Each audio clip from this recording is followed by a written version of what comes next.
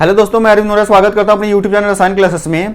आज इस job interview series के थर्ड पार्ट में हम डिस्कस करेंगे sensible heat and specific heat and latent heat के बारे में कि ये हीट सेंसिबल हीट क्या होती है, स्पेसिफिक हीट क्या होती है एंड लेटेंट हीट क्या होती है। ठीक है, तो ये जॉब इंटरव्यू के पॉइंट ऑफ व्यू से बहुत ज्यादा मोस्ट इंपॉर्टेंट क्वेश्चंस हैं एंड ये एग्जाम वगैरह में भी पूछे जाते हैं। ठीक है, तो इनके बारे में आज हम डिस्कस करेंगे। तो फर्स्ट नंबर पे डिस्कस करेंगे कि सेंसिबल हीट किसे कहते हैं। ठीक है, व्हाट इज सेंसिबल हीट, इसका डेफिनेशन क्या होगा।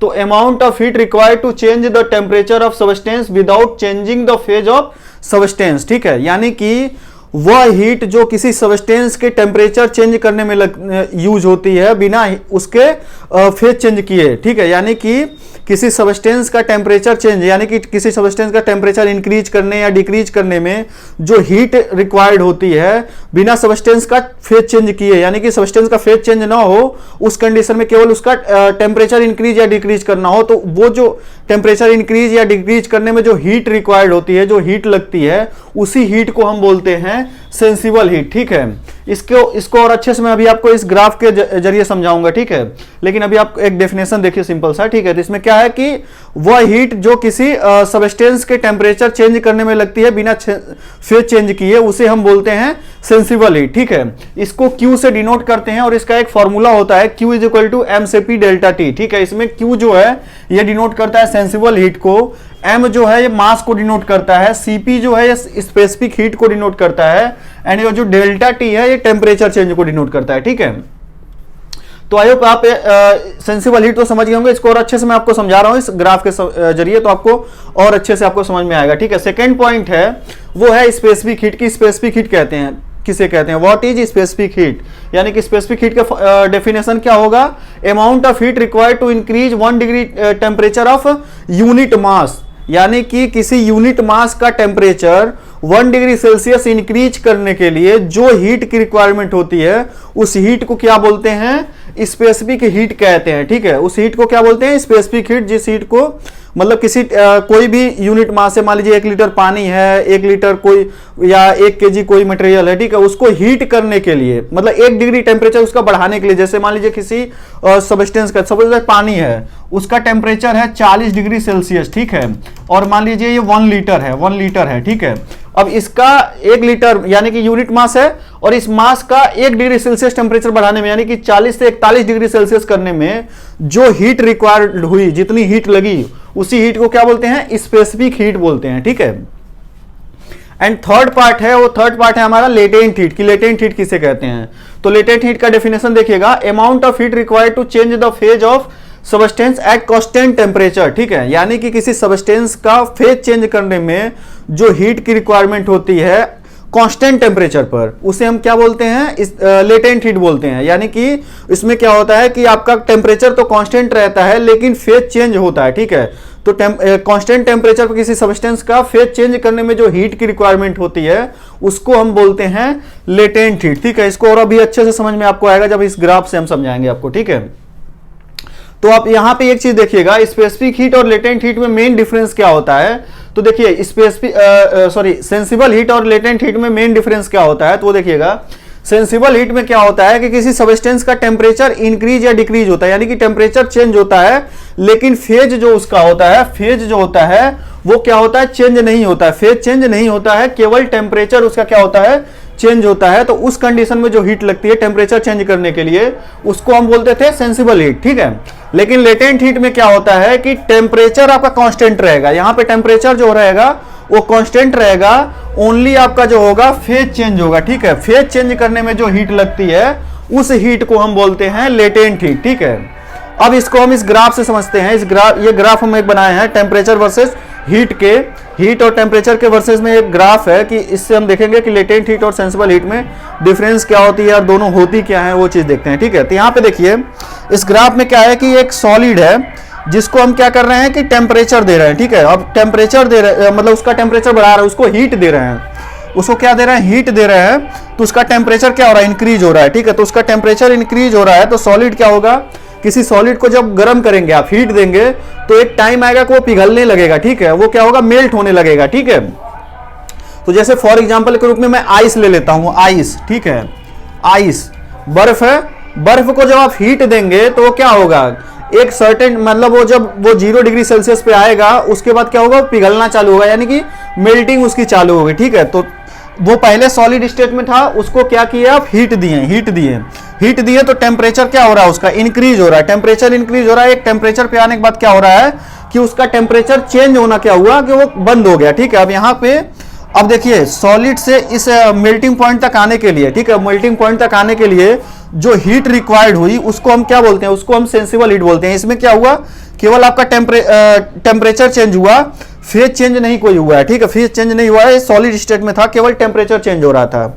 अब जब ये मेल्टिंग पॉइंट पे आ गया, अब इसके बाद क्या होगा, वो मेल्टिंग उसकी चालू होगी। ठीक है, मेल्टिंग, अब इधर हम ग्राफ की तरफ चढ़ रहे हैं तो इसको मेल्टिंग होगी। ठीक है, तो अब जब मेल्टिंग होगी तो मेल्टिंग के टाइम पे क्या होगा, टेम्परेचर जो रहेगा वो कांस्टेंट रहेगा। ठीक है, ये देखिए टेम्परेचर क्या रहेगा, कांस्टेंट रहेगा, ओनली इसमें क्या होगा, फेज चेंज होगा। तो जब पहले ये सॉलिड स्टेट में था, अब यहाँ पे क्या होगा, लिक्विड स्टेट में कन्वर्ट होगा, वो क्या होगा, पिघलना चालू होगा। मेल्टिंग मतलब पिघलना, तो वहां पे पिघलेगा वो, और फिर एक स्टेट आएगी कि वो पूरा लिक्विड फॉर्म में बन जाएगा। ठीक है, वो पूरा लिक्विड फॉर्म में बन जाएगा। ठीक है, अब ये यहां से मेल्ट हुआ और लिक्विड फॉर्म में बन गया। उसके बाद क्या किए, उसको आप और हीट दीजिए, उसको क्या कीजिए, यानी कि वो पानी के रूप में आ गया, अब उसको और हीट दीजिए, अब वो क्या हो गया, वाटर हो गया, आइस से क्या हो गया, वाटर हो गया। ठीक है, तो अब उसको क्या करना है, जब और हीट दे रहे हैं तो जब और हीट देंगे तो फिर उसका टेम्परेचर इंक्रीज होगा, फिर उसका क्या होगा कि टेम्परेचर उसका इंक्रीज होगा। ठीक है, तो अब ये लिक्विड का क्या होगा, टेम्परेचर इंक्रीज होगा, कब तक इंक्रीज होगा, जब तक कि वो अपने बॉइलिंग पॉइंट तक नहीं पहुंच जाता है। ठीक है, तो वाटर की बॉइलिंग पॉइंट कितनी होती है, 100 डिग्री सेल्सियस होती है। तो यहां क्या था कि वो मेल्ट होकर लिक्विड फॉर्म में आया, सपोज दैट यहां 1-2 डिग्री सेल्सियस टेम्परेचर रहा इसका। ठीक है, अब क्या करेंगे, इसको और हीट देंगे तो इसका फेज चेंज नहीं होगा जब तक कि वो 100 डिग्री सेल्सियस पे नहीं पहुंच जाता है। तो 100 डिग्री सेल्सियस तक पहुंचने में क्या होगा कि इसमें हीट लगेगी, कुछ तो हीट लगेगी। पहले मान लीजिए 1 डिग्री था, 2 होगा, 4 होगा, 6 होगा, 10 होगा, 12 होगा, 50 होगा, 100 होगा, तो ऐसे जाते जाते कहां पे जाएगा, ये 100 डिग्री सेल्सियस तक जाएगा।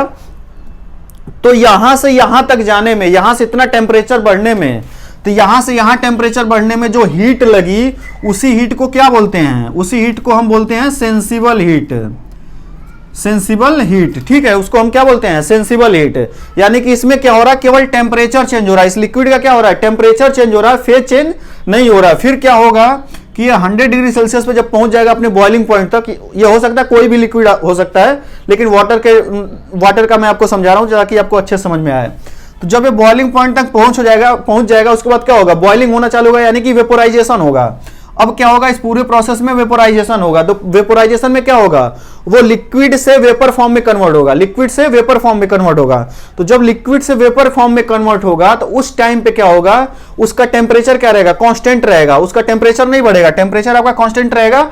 ओनली क्या होगा, फेज चेंज होगा। जब फेज चेंज होता है तो मैं आपको क्या बताया हूं, फेज चेंज होता है तो उस टाइम पे कौन सी हीट लगती है, उस टाइम पे लेटेंट हीट लगती है। तो जब फेज चेंज हो रहा है, यानी कि जब वेपोराइजेशन हो रहा है, उस टाइम पे कौन सी हीट लग रही है, लेटेंट हीट। लेटेंट हीट यानी कि जब फेज चेंज हो रहा है तो वो लेटेंट हीट लग रही है, और जब उसका टेम्परेचर केवल इंक्रीज हो रहा है, ठीक है, उस टाइम पे क्या कौन सी हीट लग रही है, सेंसिबल हीट लग रही है। ऐसे यहां पे भी जब मेल्टिंग हो रही थी तो वहां पे लेटेंट हीट लग रही थी। ठीक है, तो आप इतना समझ गए कि फेज चेंज होगा तो उस टाइम पे टेम्परेचर कांस्टेंट रहेगा तो लेटेंट हीट लगेगा, और जब आपका फेज चेंज नहीं होगा, ओनली आपका टेम्परेचर चेंज होगा, आपका क्या होगा, टेम्परेचर चेंज होगा, चेंजिंग टेम्परेचर। ठीक है, ओनली टेम्परेचर चेंज होगा, फेज चेंज आपका नहीं होगा, उस टाइम पे कौन सी हीट लगेगी, तो सेंसिबल हीट लगेगी। तो ये आपकी सेंसिबल हीट लग रही है।